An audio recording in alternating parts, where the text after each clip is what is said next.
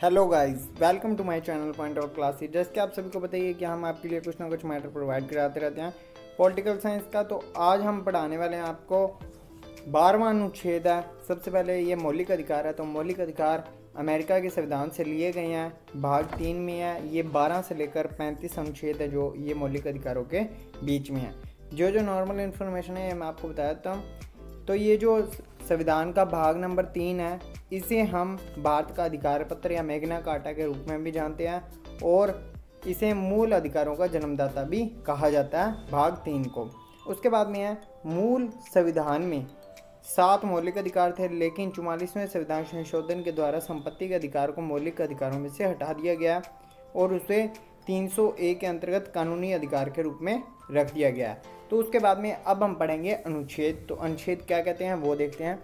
सबसे पहला जो हमारा अनुच्छेद है वो है अनुच्छेद नंबर 12, जिसके बीच में लिखा गया है कि जब तक कि संदर्भ से अन्यथा अपेक्षित न हो, राज्य के अंतर्गत भारत की सरकार और संसद तथा राज्यों में से प्रत्येक राज्य की सरकार और विधानमंडल तथा भारत के राज्य क्षेत्र के भीतर या बाहर भारत सरकार के नियंत्रण के अधीन सभी स्थानीय और अन्य प्राधिकारी है। तो आपने सीधा सा यही याद रखना है कि 12 के अंदर राज्य की परिभाषा के बारे में बताया गया है। ठीक है, तो याद कैसे रखना है, 12 राज्य परिभाषा, 12 राज्य में परिभाषा। ठीक है, 12वें अनुच्छेद के अंदर राज्य की परिभाषा के बारे में बताया गया।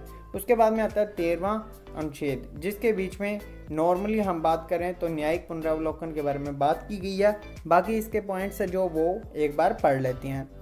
इसमें पहला पॉइंट है वह इस संविधान के प्रारंभ से ठीक पहले भारत के राज्य क्षेत्र में प्रवर्त सभी विधियां उस मात्र तक शून्य रहेगी या होगी जिस तक वे इस भाग के उपबंधों से असंगत है।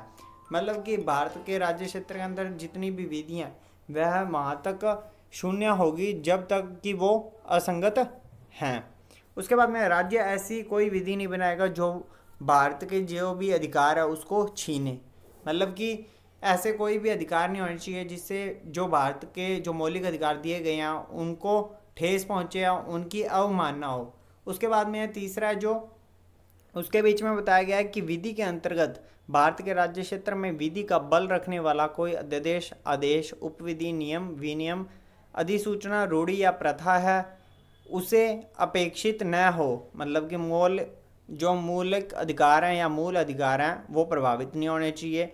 उसके बाद में ख में लिखा हुआ है कि किसी विधानमंडल या अन्य सक्षम प्राधिकारी द्वारा इस संविधान के प्रारंभ से पहले पारित या बनाई गई विधि जो पहले से निरस्त नहीं कर दी गई, चाहे ऐसी कोई विधि या उसका कोई भाग उस समय पूर्णतया या विशिष्ट क्षेत्रों में परिवर्तन नहीं है। तो ये नॉर्मल सी बातें आपको सीधा सीधा याद रखना है कि अनुच्छेद 13 के अंदर न्यायिक पुनरावलोकन के बारे में बात की गई है या मूल अधिकारों से असंगत या उनके अल्पीकरण करने वाली विधियों के बारे में बताया गया जिससे मूल अधिकार है जो उनको ठेस ना पहुंचे उसके बारे में इसके बीच में बात की गई है। उसके बाद में स्टार्ट जो होने जा रहे हैं अनुच्छेद, तो आपको इन अनुच्छेदों को किस तरह से याद करना है वो आपने याद रखना है। जैसे जो भी अधिकार दिए गए हैं, जैसे समानता का अधिकार, स्वतंत्रता का अधिकार, शोषण के विरुद्ध अधिकार, ठीक है, या कोई भी अन्य अधिकार दिए गए हैं, जैसे जैसे पढ़ेंगे आपको बताते रहेंगे। तो सबसे पहले आता है हमारा समानता का अधिकार।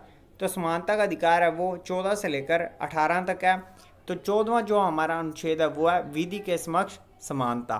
तो विधि के समक्ष समानता के अंदर क्या है, राज्य भारत के राज्य क्षेत्र में किसी व्यक्ति को विधि के समक्ष समता से या विधियों के समान संरक्षण से वंचित नहीं करेगा। तो इसके बीच में पहली बात यह की गया है कि जो भी हमारा कानून है वो सभी भारत के नागरिकों के लिए समान रूप से समान है, सभी की नज़र में समान है। ठीक है, और दूसरी बात ये कही गई है कि विधियों का समान संरक्षण, मतलब कि विधियों का समान संरक्षण करेगा कि अगर कोई भी कानून के नियमों का उल्लंघन करता है तो उसके खिलाफ ठोस कार्रवाई की जाएगी, चाहे वो कोई भी बड़ा अधिकारी ही क्यों ना हो। उसके बाद में अनुच्छेद नंबर 15, जिसके बीच में कहा गया है धर्म, मूलवंश, जाति, लिंग या जन्म स्थान के आधार पर विभेद का प्रतिषेध। तो इसमें ये कहा गया है कि किसी भी आधार पे भेदभाव नहीं हो सकता। तो ये आपको आधार याद रखनी है, लाइन वाइज याद रखने हैं, क्योंकि ये पेपर के अंदर पूछे जा सकते हैं कि ये इनका जो क्रम है वो किस प्रकार का है। सबसे पहला है धर्म, मूलवंश, जाति, लिंग या जन्म स्थान के आधार पर। तो इसके अंदर जो पहला पॉइंट है वो है राज्य किसी नागरिक के विरुद्ध के केवल धर्म, मूलवंश, लिंग, जन्म स्थान या इनमें से किसी भी आधार पर भेदभाव नहीं कर सकेगा। कोई नागरिक केवल धर्म, मूलवंश या जाति या किसी के आधार पर दुकानों, सार्वजनिक भोजनालयों, सार्वजनिक मनोरंजन के स्थानों में प्रवेश नहीं करा सकेगा। मतलब कि कई बार क्या होता है कि कोई भी भोजनालय या होटल वाला वो कहेगा, ऐसे नहीं कह सकता कि यहाँ पे सिर्फ जनरल वाला ही आएगा या एससी वाला ही आएगा, ऐसा कहीं भी पाबंदी नहीं लगाई गई है। उसके अलावा पूर्णतः राज्य निधि तालाबों, स्नान घाटों, सड़कों और सार्वजनिक समागमों के स्थानों का उपयोग हर धर्म, जाति, मूलवंश, लिंग, जन्म स्थान के लोग कर सकते हैं। इस पर भी कोई पाबंदी नहीं लगाई गई है। इस अनुच्छेद की कोई बात राज्यों को स्त्रियों और बालकों के लिए कोई विशेष उपबंध से निवारित नहीं करेगा। मतलब कि यहाँ पे ऐसा कोई भी जगह नहीं होनी चाहिए जहाँ पे स्त्रियों और बालकों को स्पेशली कहा गया हो कि ये यहाँ पे नहीं जा सकते या ये ऐसा काम नहीं कर सकते। ठीक है। उसके बाद में है लोक नियोजन के विषय में अवसर की समानता। तो इसके बीच में क्या क्या आ गया है? इसके बीच में एक आ गया है कि राज्य के अधीन किसी पद, मतलब कि अगर कोई भी नौकरी है उसके बीच में सभी को अवसरों की समानता दी गई है। मतलब कि सारे के सारे फॉर्म भर सकते हैं, सारे के सारे जॉब प्राप्त कर सकते हैं, चाहे वो कोई भी पद हो। सभी नागरिकों के लिए समान अवसर की समानता होगी। उसके बाद में कहा गया है राज्य के अधीन किसी नियोजन के या पद के संबंध में केवल धर्म, मूलवंश, लिंग, जाति, उद्भव, जन्मस्थान, निवास या इनमें से किसी के आधार पर न तो कोई नागरिक अपात्र होगा और न ही उसमें विभेद किया जाएगा। मतलब कि किसी भी आधार पर भेदभाव नहीं किया जा सकता। नौकरी उसे देनी है तो नौकरी देनी ही है, चाहे वो कोई भी कास्ट का हो या किसी भी धर्म से रिलेट हो। उसके बाद में इस अनुच्छेद की कोई बात संसद को कोई ऐसी विधि बनाने से निवारित नहीं करेगा जिसके बीच में क्या कहा गया है, राज्य, संघ, राज्य क्षेत्र, सरकार के, मतलब कि मेन चीज़ ये है कि राज्य अगर चाहे तो इसके बीच में कुछ ना कुछ चेंजेस कर सकता है। ये बात भी इसके बीच में कही गई है। उसके बाद में जो चौथे नंबर पे है, इस अनुच्छेद के की कोई बात राज्य को पिछड़े हुए नागरिकों के किसी वर्ग के पक्ष में जिनका प्रतिनिधित्व राज्य की राय में राज्य के अधीन सेवाओं में पर्याप्त नहीं है। मतलब कि ऐसा लगे कि इस पोस्ट के ऊपर इस कैटेगरी के लोग नहीं आए हैं तो वो उन कैटेगरी को प्रोवाइड जॉब करवा सकता है। मतलब कि कह सकते हैं कि किसी भी लोगों को आरक्षण प्रदान करवा सकता है राज्य अगर चाहे तो। इसके बाद में 5वें पॉइंट पे बात की गई है कि कोई बात ऐसी विधि के प्रवर्तन पर प्रभाव नहीं डालेगी जो यह उपबंध करती है कि किसी धार्मिक या सांप्रदायिक संस्था के कार्यकलापों के संबंधित कोई पदाधिकारी या उसके शासी निकाय का कोई सदस्य किसी विशिष्ट धर्म को मानने वाला या विशिष्ट संप्रदाय का ही हो। तो इसमें यह भी बात कही गई है कि कोई भी ऐसी, मतलब कि हम वो नहीं कह सकते कि ये पद है तो ये सिख को ही मिलना चाहिए, ये पद है तो ये एससी को ही मिलना चाहिए, ये बात भी नहीं होनी चाहिए। उसके बाद में जो अनुच्छेद 17 है इसके बीच में कहा गया है अस्पृश्यता का अंत। तो अस्पृश्यता का मीन्स होता है छुआछूत हो, जैसे कि वो छोटी कास्ट वाले लोग अगर किसी चीज़ को छू लेंगे तो बड़ी कास्ट के लोग उसको हाथ नहीं लगाएंगे, वो चीज़ें हैं, तो उसका भी अंत कर दिया गया है।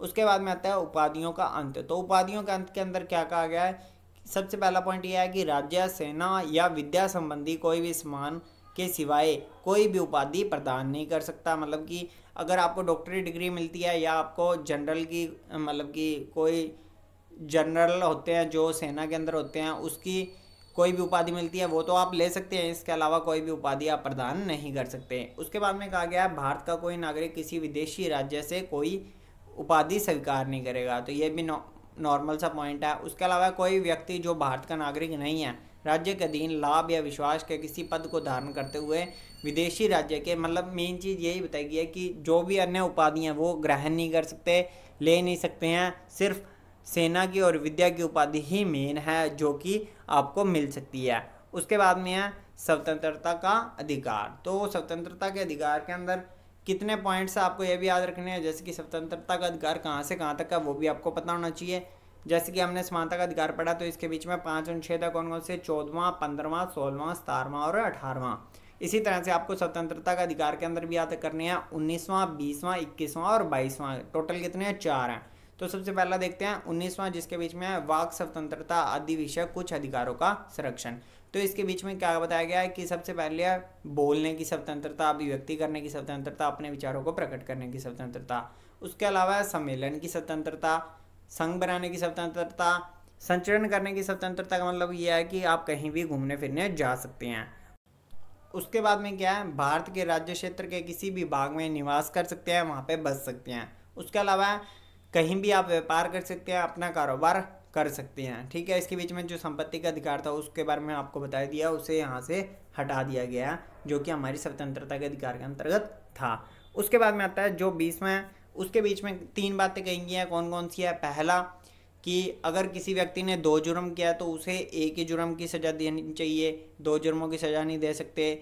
दूसरी बात ये कही गया है कि अगर इसके बीच में लिखा है किसी व्यक्ति को एक ही अपराध के लिए एक बार, ये तो आपको बता ही दिया, किसी अपराध के लिए अभियुक्त किसी व्यक्ति को स्वयं के विरुद्ध सजा देने के लिए बाधित नहीं कर सकते हैं। ठीक है, तो इसके अलावा ये 2 चीज़ें ये होगी। और पहली चीज़ क्या है, जो अपराध जिस समय में हुआ है, मतलब कि 2011 में अगर वो जुर्म हुआ है तो 2011 में जो उस जुर्म के लिए सज़ा थी वही दी जाएगी, उसके अलावा जो आज के टाइम में है वो सज़ा नहीं दी जा सकती।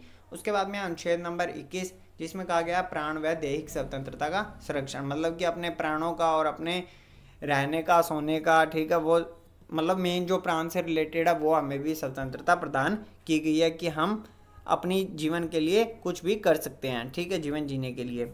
उसके बाद में क्या कहा गया, 21 कै के अंदर कहा गया है शिक्षा का अधिकार, जो कि 6 से 14 वर्ष के बच्चों के लिए है। ठीक है, ये तो आपको पता ही होना चाहिए। उसके बाद में है 22 में आपको क्या बातें कही गई है वो भी हम पढ़ लेते हैं। तो 22 के अंदर ये कहा गया है कि अगर किसी भी व्यक्ति को गिरफ्तार किया है तो उसे 24 घंटे के अंदर अंदर आपको समक्ष न्यायालय में पेश करना होता है। दूसरी बात ये कही गया, अगर कोई भी व्यक्ति गिरफ्तार हो जाता है तो उसे अपने वकील से बात करने की भी मर्जी है, मतलब कि अगर अपने वकील से बात करना चाहे तो उस पर कोई भी रोक नहीं लगाई जा सकती। उसके अलावा और क्या पॉइंट है वो भी हम पढ़ लेते हैं। उसके अलावा ये पॉइंट है कि उसे हम निवारक निरोध का उपबंध करने वाली कोई विधि किसी व्यक्ति का 3 मास से अधिक अवधि के लिए तब तक निरुद्ध नहीं किया जाना चाहिए, प्राधिकृत नहीं करेगी जब तक कि वह उच्च न्यायालय के न्यायाधीश या न्यायाधीश रहें या न्यायाधीश नियुक्त होने के लिए अर्हित हों। मतलब कि इसके बीच में सिंपली वे में मैं आपको बता देता हूँ क्या कहा गया है। प्रत्येक व्यक्ति को जो गिरफ्तार किया गया उसमें अभिरक्षा में निरुद्ध रखा गया है और उसे 24 घंटे के अंदर अंदर मजिस्ट्रेट में पेश करना होता है। और इसके अलावा उसे परामर्श करने का अधिकार है। ठीक है, वकील से बात कर सकता है। और क्या कहा गया है वो भी देख लेते हैं। और इसके बीच में कहा गया कि प्राधिकारी के लिए ऐसे तथ्यों को प्रकट करना आवश्यक नहीं होगा जिन्हें प्रकट करने के लिए ऐसा प्राधिकारी लोकहित के विरुद्ध समझता हो।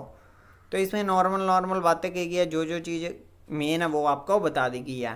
ठीक है, इसके बीच में बस अगर कोई भी अपराधी को गिरफ्तार कर लिया है, ठीक है, उससे 24 घंटे के अंदर अंदर न्यायालय के अंदर पेश करना है, नहीं तो उसके खिलाफ कोई भी वैसे वो कार्रवाई नहीं कर सकते हैं। ठीक है, मारपीट नहीं कर सकते हैं और न्यायालय के समक्ष पेश करना जरूरी होता है। तो इसके बाद का जो भी टॉपिक रह गया है वो आपको कल की वीडियो में प्रोवाइड हो जाएगा। तो thanks for watching this video, like this video and subscribe my channel. और पिछली वीडियो नहीं देखी है तो उसको जाकर जरूर देखें। Thank you.